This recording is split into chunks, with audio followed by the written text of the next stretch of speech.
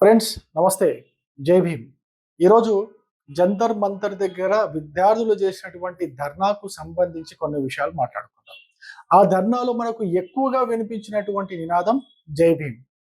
ఈ దేశం యొక్క జెన్జీ నిజంగా చరిత్ర పాఠాలను విస్మరించిందనే చెప్పాలి. ఎందుకంటే అంబేద్కర్ గారు మనకు రాజ్యాంగాన్ని ఇచ్చారు. ఆ రాజ్యాంగం ద్వారా ఎవరినైనా ప్రశ్నించే హక్కును కూడా కల్పించారు. ఎట్ ది సేమ్ టైం ఎవరి అయినా విధానాలను దాని ఫలితాలను పరిశీలించే బాధ్యత కూడా చెప్పారు. అయితే 2014 నుంచి ఇప్పటి వరకు మోడీ గారు అంబేద్కర్ గారిని ఏ విధంగా గౌరవించారు, అంబేద్కర్ గారి యొక్క ఆశయాలను ఏ విధంగా నెరవేరుస్తున్నారో కూడా మనం పరిశీలిద్దాం. మొదట మోడీ గారు అంబేద్కర్ గారిని ఏ విధంగా గౌరవించారో చూద్దాం. అంబేద్కర్ జీవితానికి సంబంధించినటువంటి 5 ముఖ్య ప్రదేశాలను పంచతీర్థ పేరుతో జాతీయ ప్రాముఖ్యతతో అభివృద్ధి చేయడం.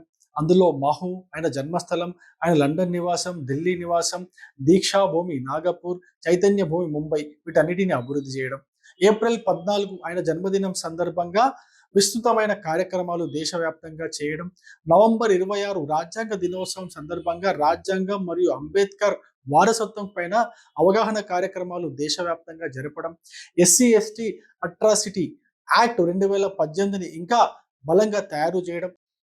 జై భీమ్ నినాదం అంటే అందరికీ సమాన అవకాశాలు, అందరికీ ఆర్థిక సాధికారత, అందరికీ గౌరవప్రదమైన జీవితం కల్పించాలనే లక్ష్యంతో, నినాదం కంటే ఆచరణ గొప్పదనే భావనతో జన్ధన్ యోజన ద్వారా కొన్ని కోట్ల మందికి బ్యాంక్ అకౌంట్లు కల్పించడం, ఉజ్వల యోజన ద్వారా ప్రతి ఇంటికి గ్యాస్ కనెక్షన్లు ఇవ్వడం, జల్ జీవన్ మిషన్ ద్వారా ప్రతి ఇంటికి తాగునీటి కనెక్షన్లు ఇవ్వడం, ఆవాస్ యోజన ద్వారా ఇల్లు లేని వాళ్ళకి సులభంగా ఇల్లు నిర్మించి ఇవ్వడం, డిజిటల్ ఇండియా ద్వారా ఈ ప్రభుత్వం యొక్క సేవలను ప్రతి ఒక్కరికి సులభంగా అందుబాటులోకి తీసుకురావడం ద్వారా అంబేద్కర్ గారి ఆశయాలను లక్ష్యాలను నెరవేర్చారు.